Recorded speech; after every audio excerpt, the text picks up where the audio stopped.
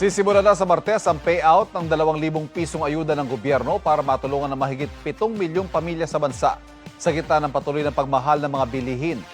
Kung sino ang mga makikinabang dyan at paano yan makukuha, alamin sa pagtutok ni Jonathan Andal. Bigayan na naman ng ayuda sa susunod na linggo para sa 7.5 million households. Sa ilalim ito ng programang Uplift o United Package for Livelihoods Industry, Food and Transport na may pondong mahigit 12 bilyong piso. 3 grupo ng beneficiaries ang tatanggap ng tig 2,000 pesos bilang pananggalang sa inflation na dulot ng energy crisis. Paano natin sila tinukoy? Again, wala tong political interference, wala tayong kinuwang listahan mula kahit na kaninong local government official, kahit na kaninong public official, wala ho tayong kinuwang listahan sa kanila.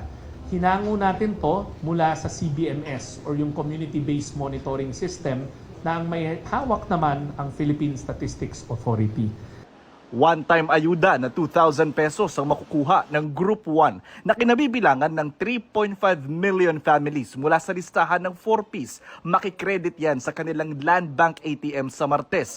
2,000 pesos per month hanggang December ang matatanggap ng Group 2. Sa ilalim nito ang 2.5 million families na tinukoy ng Philippine Statistics Authority na above poverty line pero isang problemang pinansyal na lang dadapa na. Sa susunod na linggo, pwede na silang magpunta sa payout centers kung nakatanggap sila ng text o email bilang beneficiary. Manual payout ang unang buwan para makuha muna ang kanilang e-wallet number para doon idaraan ang mga susunod na ayuda. Nasa Group 3 ang 1.5 million minimum wage earners na pinili ng SSS mula sa kanilang record. Hindi naman nila kailangang magtungo sa payout center. Yun po mga napili ng mga benepisyaryo, meron po sila mga disbursement account. So, i-credit na po automatic sa kanila pong mga disbursement account. Doon na nila i-withdraw? Yes, apo. Mapasok na lang po automatic. Pagtitiyak ng DSWD, hindi nila papayagang umepal ang mga local officials sa bigayan ng ayuda. Titiyakin natin na wala pong mga paraphernalia, wala pong mga tarpaulin doon sa ating mga payout venues, hindi po sila magiging involved doon sa actual distribution at wala pong mga programa, hindi po sila magsasalita doon po sa ating pong mga payout venues. Pero pwede pa rin naman bumisita ang mga kongresista at mayor kung Halimbawa po sila kung nandun, it's an exercise of their oversight functions. Kung halimbawa nandun po sila mayor, we would understand that they're there to ensure na maayos po yung mga payout sites because pagmamayari po ng lokal na pamahalaan yung gagamitin natin ng mga payout venues.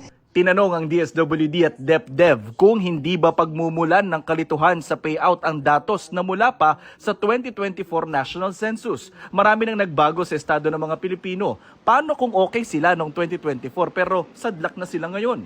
If we want very accurate data, of course the ideal is every day we would do this, no? But you can imagine the cost of doing a nationwide survey. Hindi kaya magtampo na naman ang mga nasa middle class dahil wala sila sa bigayan na para bang manhid sila sa inflation. Nakikita kong may mga other non-monetary interventions na ginawa ang gobyerno. Ano ba, di ba, yung sa mga pier, inalis yung mga pag-collect ng transport of goods. So those translated to discounts in the prices. May mga iba pang non-monetary naman, like yung contract servicing ng DOTR wherein the general riding public hindi naman pinili kung sino lang sasakay, di ba? Jonathan Andal, Nakatutok, 24 Oras.